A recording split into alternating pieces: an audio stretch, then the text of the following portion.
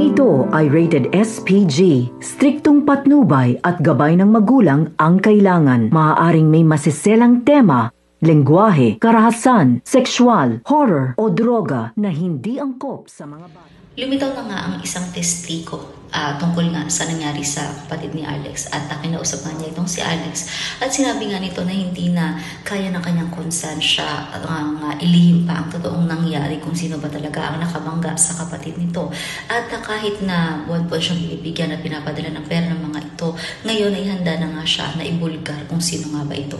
At nang malaman nga ito ni Alex ay agad siya nagpadala ng mga FBI dito. Galit na galit naman ang mga na siblings nito ni Rose dahil nga yun daw yung mga kagrupo ni Rose sa trabaho at sigurado sila nakakutsyaba nga ito.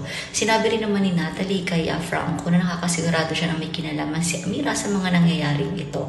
Ngunit hindi nga hahayaan ni Franco na manalo si Amira kung kaya't pupuntahan niya itong si Alex upang makausap at makumbinsi tungkol nga sa kaso ng asawa niyang si Natalie. Yan ang mga dapat nating abangan sa mas sumidinding kaganapan dito nga lang sa Makiling.